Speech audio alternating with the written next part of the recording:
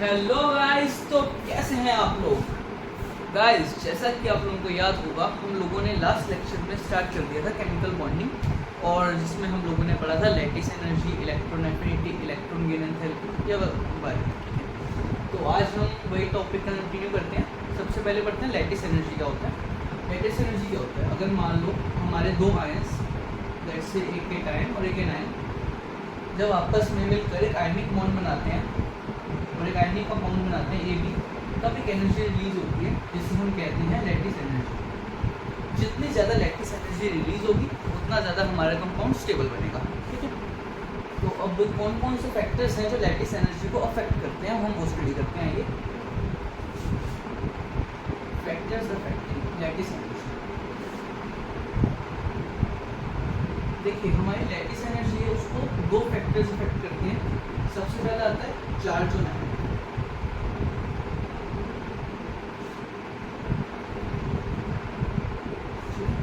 इसमें हम देखते हैं सबसे पहले जैसे हमारी लैटिस एनर्जी को लेट्स से मैं एक बड़ी यू से रिप्रेजेंट कर रहा हूँ, तो ये डिपेंड करेगी charge on cation charge on anion. Let's say कि चार्ज केटायन के ऊपर है C+ और एनायन के ऊपर है A-।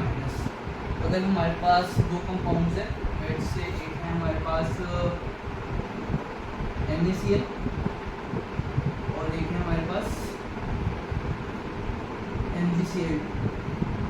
तो Na के ऊपर चार्ज होता है हमारे पास 1 और क्लोरीन के ऊपर 1 होता है। हम दोनों का मैग्नीट्यूड ले रहे हैं यहाँ पे, विच इज इक्वल टू 1, और Mg के ऊपर चार्ज होता है +2 और क्लोरीन के ऊपर -1। तो MgCl2 के ऊपर हमारा जो चार्ज है वो ज़्यादा है एज़ कम्पेयर टू NaCl। तो जो उनसे लैटिस एनर्जी है वो MgCl2 की ज़्यादा होगी एज़ कम्पेयर टू NaCl।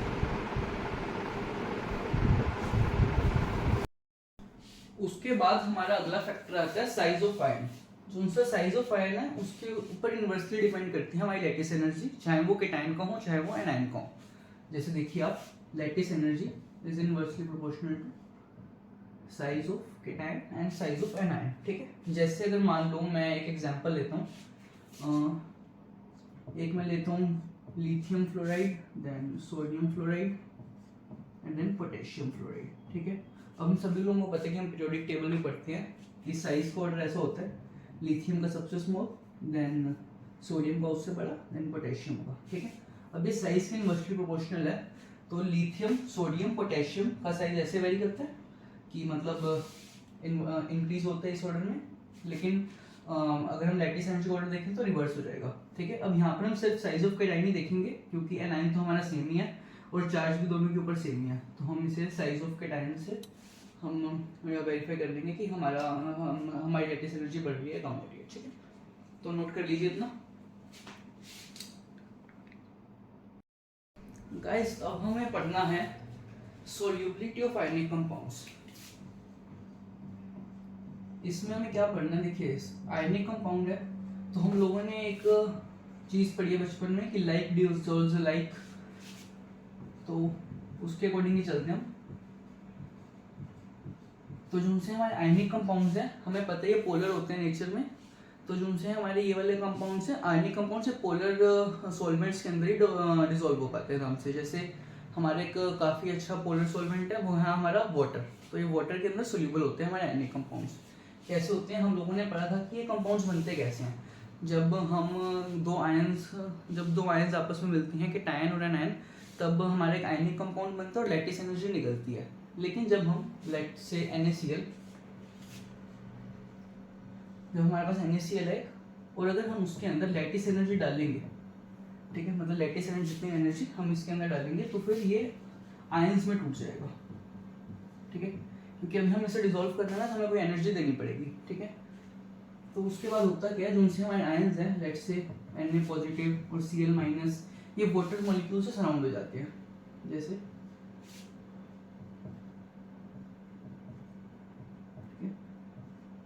कुछ इस तरह से हमारे ये आयंस सराउंड हो जाएंगे। ठीक है, और क्लोरीन के पास ऐसे। ठीक है, जब हमारे वाटर मॉलिक्यूल्स आयंस को सराउंड कर लेते हैं, जब ये ब्रेक हो जाते हैं हमारे आयंस, तब एक एनर्जी रिलीज होती है, उससे हम कहते हैं हाइड्रेशन एनर्जी। देख लीजिए, तो हाइड्रेशन एनर्जी क्या होती है? The energy released when ions are surrounded by water molecules. ठीक है, अगर किसी भी मॉलिक्यूल को ज़्यादा मतलब सोल्यूबल होना है वाटर के अंदर, तो उसकी जो सी हाइड्रेशन एनर्जी है वो ज़्यादा होनी चाहिए as compare to lattice energy. अगर लैटिस एनर्जी कम नहीं होगी तो आराम से लैटिस एनर्जी डालें, लैटिस एनर्जी जितनी हम एनर्जी उसको प्रोवाइड करेंगे वो आयंस में टूट जाएगा और हाइड्रेशन हो जाएगा और वो आराम से सोल्यूबल हो जाएगा हमारा कोई भी कंपाउंड वाटर के अंदर। ठीक है, तो यही बात है। तो भी हमारे पास हमें इससे ये पता चलता है कि जो सोल्यूबिलिटी है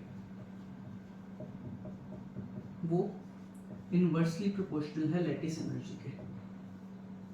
लेकिन एक टर्म और आते हैं यहाँ पे थर्मल स्टेबिलिटी करके। जो हमारी थर्मल स्टेबिलिटी है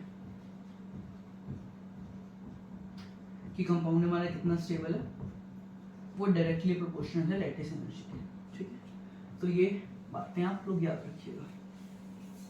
ठीक है, नोट कर लीजिए इतना। अभी हम लोगों ने पढ़ा कि जो सा हमारा सोल्यूबिलिटी है वो इनवर्सली प्रोपोर्शनल लैटिस एनर्जी के, कि अगर लैटिस एनर्जी कम तो सोल्यूबिलिटी ज़्यादा, और हाइड्रेशन एनर्जी ज़्यादा तो मतलब हमारा आयन आराम से सोल्यूबल है। ठीक है, तो अगर हमारी हाइड्रेशन एनर्जी लैटिस एनर्जी से ज़्यादा है तो हमारा कंपाउंड सोल्यूबल है पानी में। अगर हमारी हाइड्रेशन एनर्जी लो है लैटिस एनर्जी से तो हमारा कंपाउंड इनसोल्यूबल है। और अगर हमारी हाइड्रेशन एनर्जी लैटिस एनर्जी की इक्वल है तो वो पार्शियली सोल्यूबल है। ये पॉइंट आप याद रखिएगा।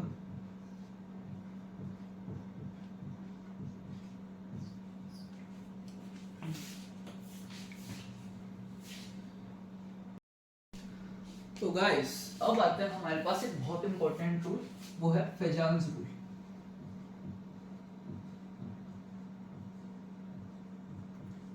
फेजान्स रूल हमें क्या बताता है?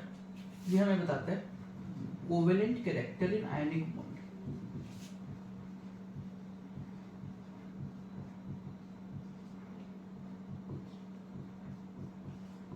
फेजान्स रूल के अकॉर्डिंग कोई भी आयनिक बॉन्ड 100% आयनिक नहीं होता, उसके अंदर कोई ना कोई कोवेलेंट कैरेक्टर होता ही होता है। होता क्या? लेट्स सी कि मान के चलो हमारे पास एक सोडियम प्लस है, इसके इर्द गिर्द इसके अराउंड इसका एक इलेक्ट्रॉन क्लाउड होगा, ऐसे ही क्लोरीन का एक इलेक्ट्रॉन क्लाउड होगा। ठीक है, तो होता क्या है, जो सा हमारा Na+ है, ये जो सा हमारा क्लोरीन का इलेक्ट्रॉन क्लाउड है, इसे थोड़ा डिस्टोर्ट कर देता है। डिस्टोर्ट कर देते हैं, इस इलेक्ट्रॉन क्लाउड को थोड़ा अपनी तरफ खींच लेता है। ठीक है, इसी डिस्टोर्शन को कहते हैं पोलराइजेशन।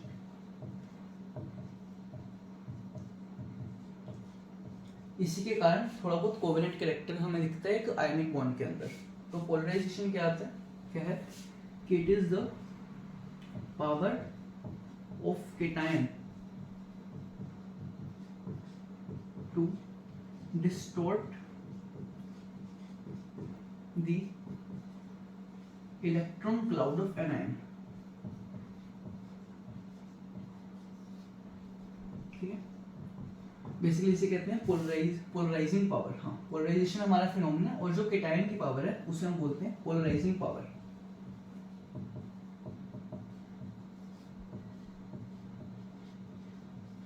और एक टर्म आते हैं यहाँ पर पोलराइजेबिलिटी।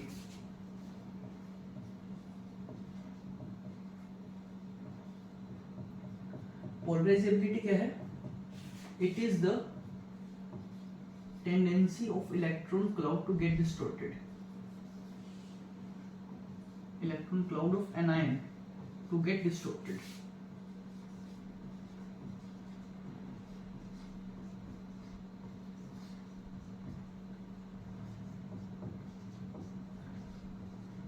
तो आप लोग देख सकते हैं हमारे पोलराइजेशन फिनोमिना में दो टर्म्स आती हैं, एक है पोलराइजिंग पावर, एक है पोलराइजेबिलिटी।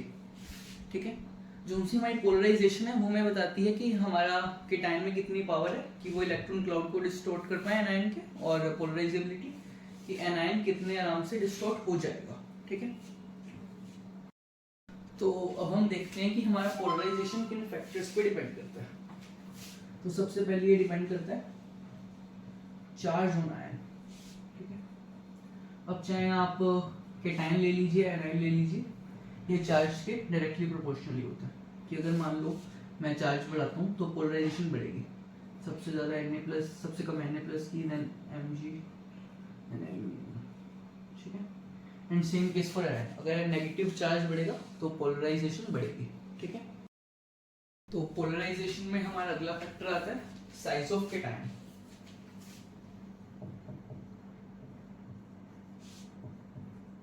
ये साइज ऑफ कैटायन के इनवर्सली प्रोपोर्शनल होते हैं हमारे पोलराइजेशन। तो देखिए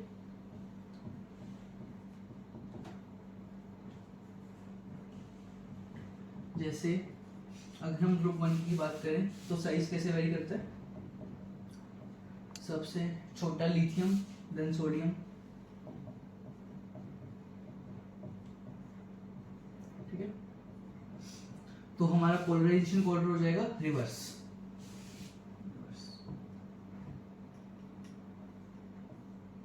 ठीक है। और ये जो हमारा पोलराइजेशन है वो एनायन के साइज के डायरेक्टली प्रोपोर्शनल है, ठीक है।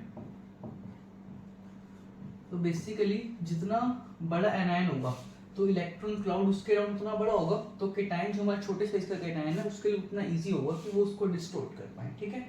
और कैटायन जितना छोटा होगा वो उतना ज्यादा इजीली उसको डिस्टोर्ट कर पाएगा, वेरी सिंपल, ठीक है। तो नोट कर लीजिए इतना। अब आगे चलते हैं। तो इस चैप्टर में हम आगे बढ़ते हैं और हमारा अगला कंसेप्ट है कोवेलेंट बॉन्ड के बारे में। तो देखिए अभी तक हम लोगों ने आयनिक बॉन्ड के बारे में पढ़ा है। आयनिक बॉन्ड क्या होता है, जिसमें एक कोई भी आयन जिसके पास एक्सेस ऑफ इलेक्ट्रॉन है वो दूसरे आयन को अपने इलेक्ट्रॉन दे देता है जिसके पास इलेक्ट्रॉन की डेफिशिएंसी है, ठीक है। ऐसे कैटायन और एनायन आपस में मिलकर एक आयनिक बॉन्ड बनाते हैं और एक आयनिक कंपाउंड बनाते हैं।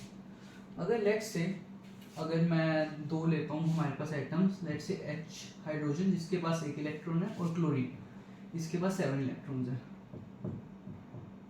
ये मैं डॉट से इलेक्ट्रॉन रिप्रेजेंट कर रहा हूँ। तो अब यहाँ पे देख सकते हो कि हाइड्रोजन के पास भी एक इलेक्ट्रॉन कम है और क्लोरीन के पास भी एक इलेक्ट्रॉन कम है अपना ऑक्टेट कंप्लीट करने के लिए। तो ये क्या करेंगे, ये आपस में इलेक्ट्रॉन शेयर कर लेंगे, जैसे जो इनके इलेक्ट्रॉन कम क्लाउड्स हैं वैसे आपस में शेयरिंग कर लेंगे और 2 इलेक्ट्रॉन शेयर हो जाएंगे। ताकि देखो अब इलेक्ट्रॉन शेयर हो गए तो हाइड्रोजन के पास भी 2 इलेक्ट्रॉन्स आ गए और क्लोरीन के पास भी 2 इलेक्ट्रॉन्स आ गए। तो the bond which is formed by sharing of electrons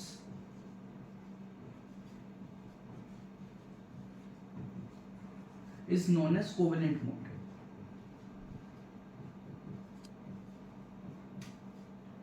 ionic bond में तो किसी एक के पास ज्यादा से वो दूसरे को दे देता था, लेकिन इसमें नहीं, इसमें दोनों के पास कमी है तो कहेंगे कि भाई हम शेयर कर लेते हैं।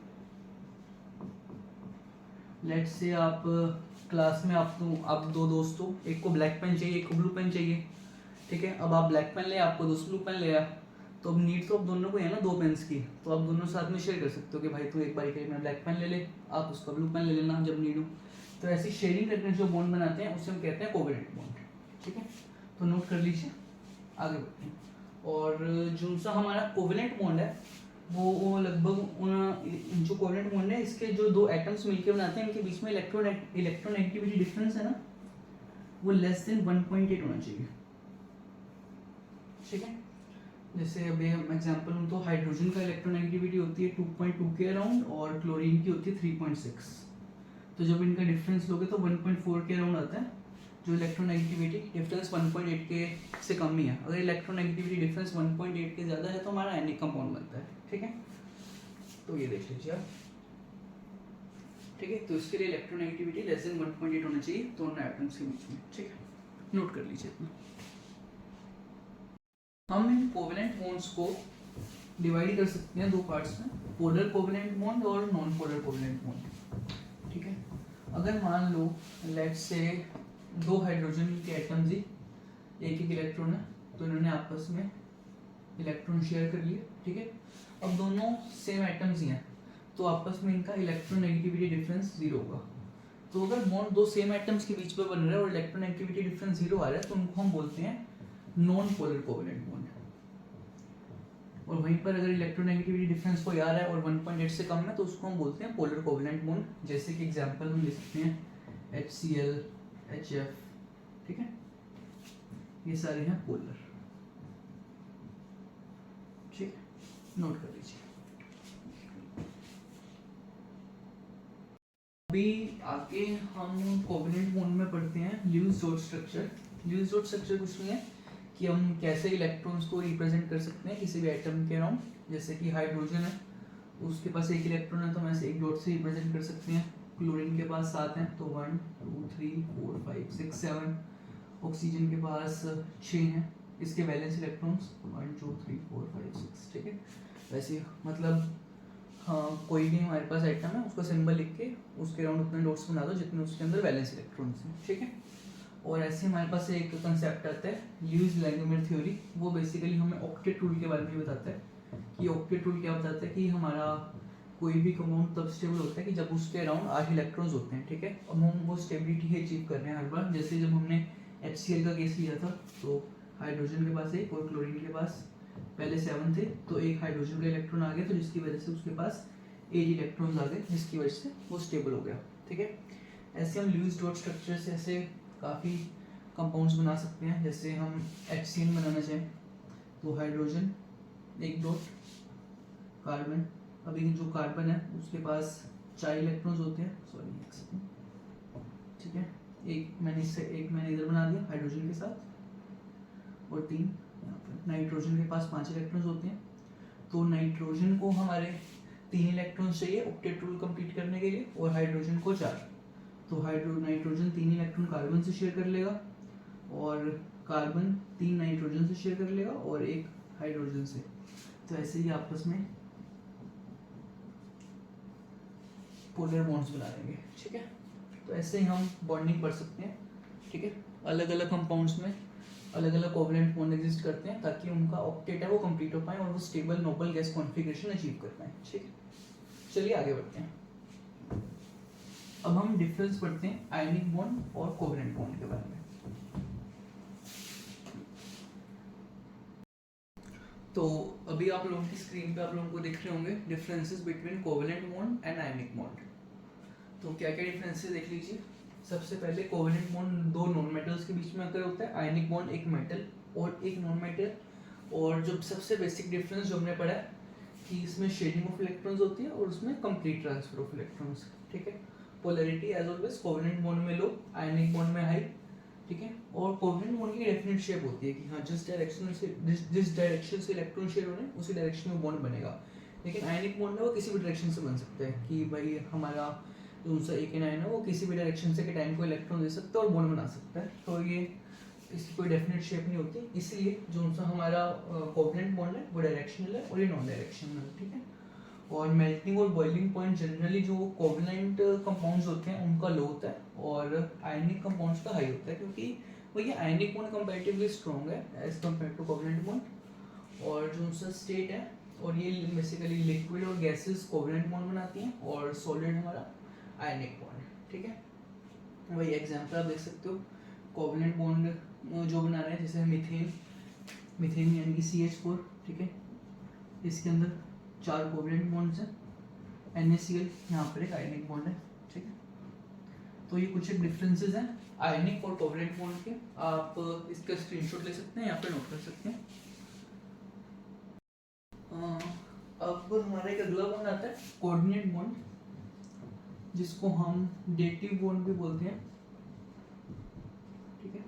ये एक तरह का कोवेलेंट बॉन्ड ही है, ठीक है। इसमें होता क्या होता है, इसमें भी शेयरिंग ऑफ इलेक्ट्रॉन्स ही है। लेकिन अगर मान लो हमारे पास कोई भी आइटम है A जिसका ऑक्टेट कंप्लीट है, ठीक है, उसके पास 8 इलेक्ट्रॉन है, स्टेबल है। और हमारे पास एक अदर मान के चलो कोई भी B जिसके अंदर लेट्स से 6 इलेक्ट्रॉन्स प्रेजेंट है तो इसका ऑक्टेट कंप्लीट नहीं है। तो होता क्या है, ये अपने 2 इलेक्ट्रॉन्स इसके साथ शेयर करता है, ठीक है। वैसे इसका ऑक्टेट कंप्लीट है, ठीक है, बट बॉन्ड बनाने के लिए ये इसके साथ अपने इलेक्ट्रॉन शेयर करता है। और ये हम इसे ऐसे एक एरो से रिप्रेजेंट करते हैं कोऑर्डिनेट बॉन्ड को, ठीक है। तो basically in this coordinate bond sharing of electrons happen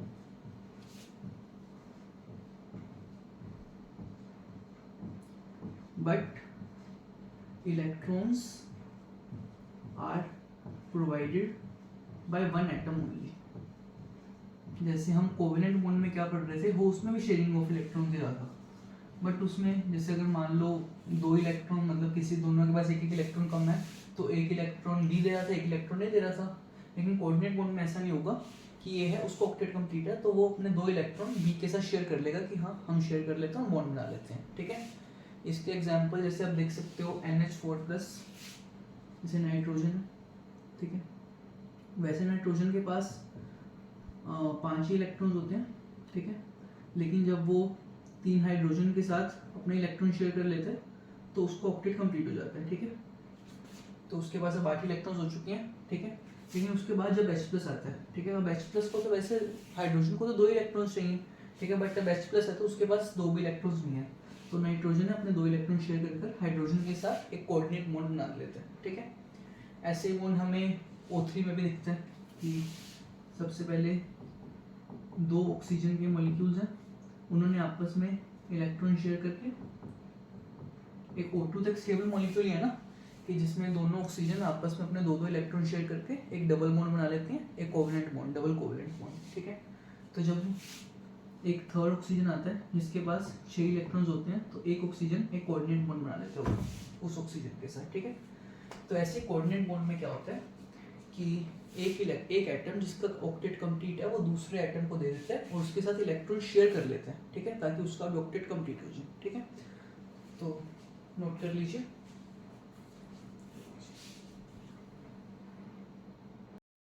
तो अगला हमारा कंसेप्ट आता है फॉर्मल चार्ज का। अभी जैसे आप लोगों ने देखा, हम लोगों ने कोवेलेंट बॉन्ड के बारे में वगैरह पढ़ा, तो next concept is formal charge. ये हम क्यों यूज करते हैं, मतलब ये बेसिकली एक हाइपोथेटिकल सा चार्ज होता है। हमें बेसिकली इसकी वैल्यू फाइंड करनी होती है किसी भी एटम के ऊपर, कि हम एज्यूम करते हैं हमारे पास कोई भी कोवेलेंट कंपाउंड है, ठीक है। बेसिकली हम कोवेलेंट बॉन्ड्स के लिए हम फॉर्मल चार्ज निकालते हैं, मतलब कोवेलेंट बॉन्ड बना हुआ है तो कोवेलेंट बॉन्ड जो जिन भी एटम्स के बीच में बना होगा, हम उन एटम्स के बीच में एक फॉर्मल चार्ज निकालते हैं। बेसिकली एक हाइपोथेटिकल चार्ज होता है और हम इसमें ये एज्यूम करते हैं कि जितने भी शेयरिंग ऑफ इलेक्ट्रॉन्स हो रहा है वो इक्वली हो रहा है बिटवीन ऑल द एटम्स, ठीक है। कि वैसे एटम्स के बीच में इलेक्ट्रोनेगेटिविटी डिफरेंस होता है, ठीक है, जिसकी वजह से मान लो जिसके पास जिसकी इलेक्ट्रोनेगेटिविटी ज़्यादा है वो इलेक्ट्रॉन ज़्यादा खींचता है।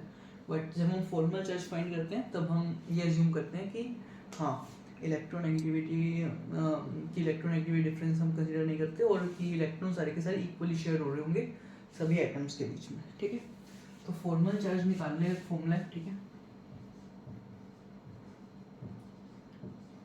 फॉर्मल चार्ज, ठीक है।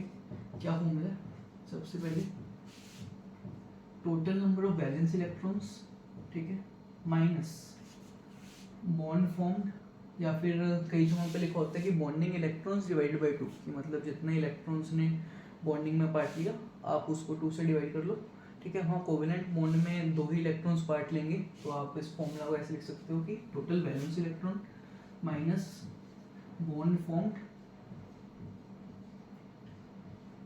माइनस अनपेड इलेक्ट्रॉन्स, कि मतलब जिन इलेक्ट्रॉन्स ने बॉन्डिंग में पार्ट नहीं लिया, ठीक है। आप ये फॉर्मूला याद कर सकते हो फॉर्मल चार्ज के लिए, ठीक है। अब हमें किसी भी मॉलिक्यूल के अंदर हर एटम के ऊपर हम फॉर्मल चार्ज एक मॉलिक्यूल के निकाल के देख लेते हैं। लेट्स से ऑक्सीजन के ऊपर O3 मॉलिक्यूल में 1 2 3 4 5 6 7 8, ठीक है। अभी हम लोगों ने एक बनाया भी था ऐसा,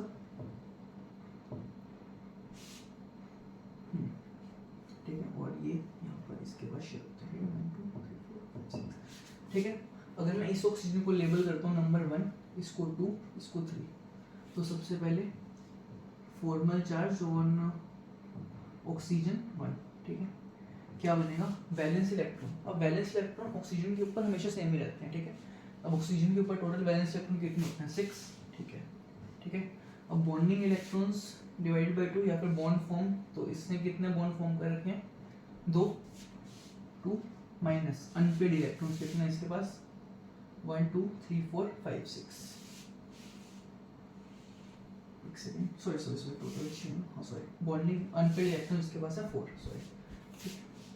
तो इसके ऊपर फॉर्मल चार्ज आ गया 0, ठीक है। अब ऑक्सीजन 2 देखूँ मैं, तो उसके ऊपर नंबर ऑफ वैलेंस इलेक्ट्रॉन वही 6, ठीक है। बॉन्ड कितने फॉर्म रखे हैं, एक, यहाँ पे एक कोऑर्डिनेट बॉन्ड बनता है, ठीक है, क्योंकि दोनों इलेक्ट्रॉन इसने यहाँ पे शेयर कर रखे हैं, वहाँ से तो कोई बॉन्ड बना नहीं है, तो एक कोऑर्डिनेट बॉन्ड ही बना है यहाँ पे, और यहाँ पर 2 बॉन्ड्स, तो -3। और अनपेड इलेक्ट्रॉन्स कितने बचे, 2, जो कोई भी बॉन्डिंग में पार्ट नहीं ले रहे, ठीक है। इनको आप नॉन बॉन्डिंग इलेक्ट्रॉन भी बोल सकते हो, ठीक है। तो यहाँ पर फॉर्मल चार्ज है +1। और third oxygen, total valence electron 6, bond में बनाया है 1, अनपेड इलेक्ट्रॉन है 6, तो इसके ऊपर आया -1 फॉर्मल चार्ज, ठीक है। तो ऐसे हम फॉर्मल चार्ज कैलकुलेट कर सकते हैं, ठीक है। इस फॉर्मूला से आप लोग किसी भी कोवेलेंट कंपाउंड के कोई भी आइटम का आप फॉर्मल चार्ज निकाल लीजिएगा, ठीक है। तो आई होप सो आप लोगों को आज का लेक्चर समझ आ गया होगा अच्छे से, ठीक है। कोई भी डाउट हो आप लोग कमेंट सेक्शन में पूछ सकते हैं, ठीक है। थैंक यू वेरी मच, आप लोग आए, आज का लेक्चर यहीं ख़त्म करते हैं, और बहुत ही जल्दी मिलूंगा आप लोगों से दोबारा कोवेलेंट बॉन्डिंग और बेसिकली केमिकल बॉन्डिंग में के बहुत one of the most important topic VSEPR theory को लेकर मिलूंगा आप लोगों से बहुत जल्द। तो तब तक के लिए हंसते रहिए, बाय बाय।